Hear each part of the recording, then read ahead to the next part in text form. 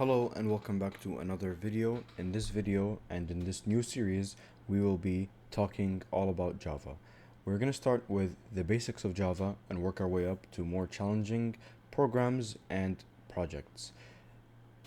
Maybe in the future I will start doing videos on algorithms and data structures, and if I do, I might probably do it with either Python or Java. So if I do it with Java, this series is going to be very important as kind of like a prerequisite for that. And if I don't do it with Java, then you can check out my Python videos. I already have a full Python course and a full HTML course that you guys can check out on my channel. And as of today, I have 737 subscribers, and I'm very thankful and very grateful for all those subscribers. But hopefully by the end of this series and the end of this course, we can have well over 1,000, maybe even 10,000, maybe even 20. So looking at it, bro, we got to go ahead and get in at least 10,000. I'm not sure how lucky I'll get, but I do appreciate all the love and support that I've been getting. And without further ado, let's get started. So to get started with Java, you need to first download two things. The first one is a JDK, and the second one is an IDE. So a JDK stands for Java Development Kit, and an IDE stands for Integrated Development Environment.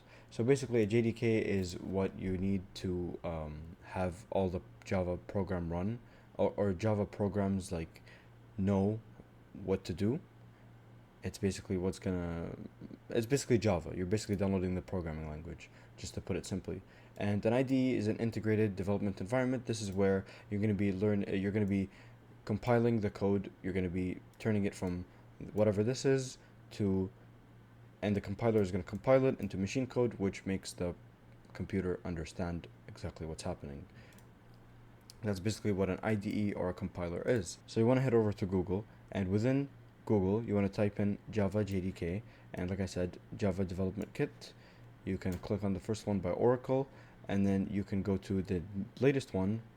As of the time of this video, JDK 24 is the latest one. So you click on 24, and it takes you to this page, and you click on whatever operating system you have. I'm using Windows, so I would usually click on this one, but I already downloaded it. I don't want to download it again. It's a pretty simple process. Just press on this one or whatever for Linux or Mac, whatever you're using, and go through the simple installation process, and that should be done.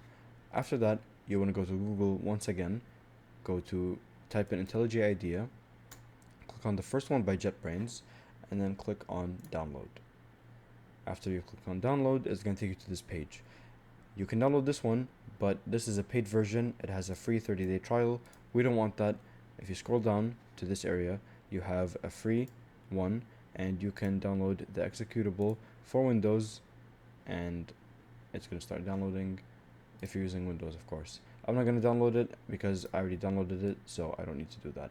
After it downloads, again, go through the very, very simple installation process, and after the installation process is over, you can come to this page. You want to start a new project first of all, okay?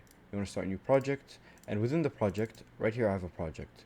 Within the project, you can go to source, and then within the source folder or the source directory, you can right click, name Java class, name it whatever you want, and then you can get started.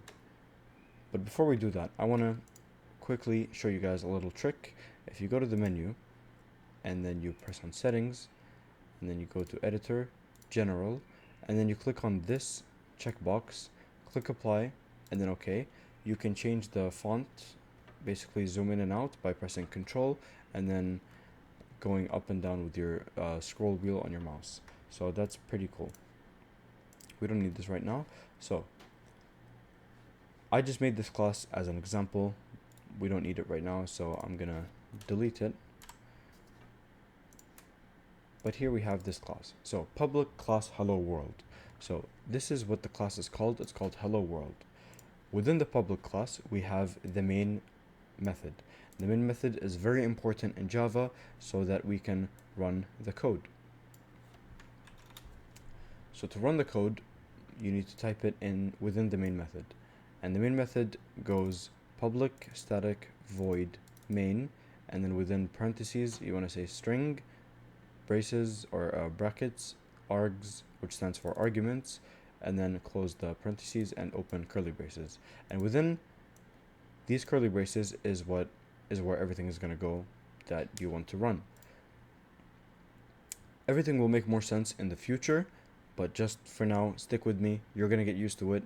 I highly recommend that you guys code along with me, because that will very much help you grasp the syntax and everything. Because watching is it's like math, basically. If you're watching someone do it, it's not going to help you whatsoever. You have to practice along and challenge yourself.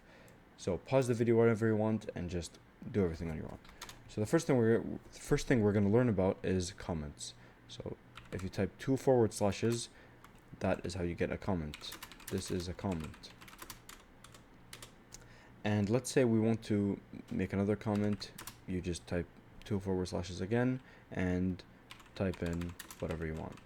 Now, if you press on this little green arrow or press Shift F10, it runs the program.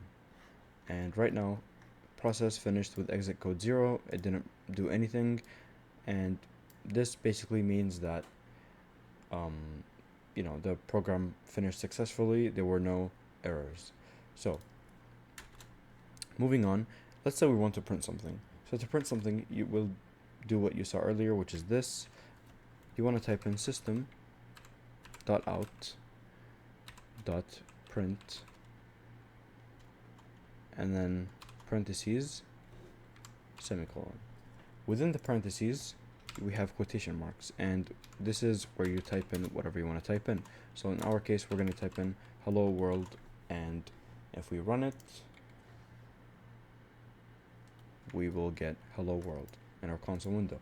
So in Python, it's pretty simple. You just type in print and then parentheses, and you can type in whatever you want in quotations. In Java, it's a bit more difficult, but you will very much get used to it.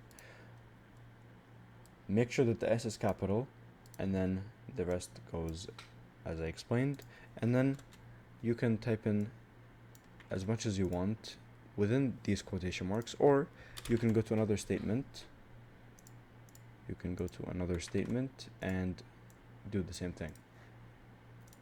Or another line, sorry, and do the same thing. So here we encounter our first issue. Our first issue is there are no spaces in between the first and second line, and there are no lines between the first and second line. They're just both in the same line. So to fix this issue, you can type in println, which means print line, or some people call it println, and that basically skips a line after the statement. As you can see, it fixed it. Or you can do another way, which is before the quotation mark ends, you can say \n. And then if you run it, it should have another line in between. So as you can see, it has another line in between. And you can do this for every single one if you want. It doesn't matter. It's all up to you on what you want to do with your code. So that's pretty much it for this video. I just wanted to teach you guys how to download and install and start with Java and the IDE, and basically start your first program that says hello world, and that is how every single programming tutorial starts off. Next, we're going to be learning about variables, and then we're going to be learning about user input. But I'll see you guys in the next one. I hope you guys learned something new and enjoyed this, and I hope this can be a very successful and educational series for us both. I'll see you guys in the next one.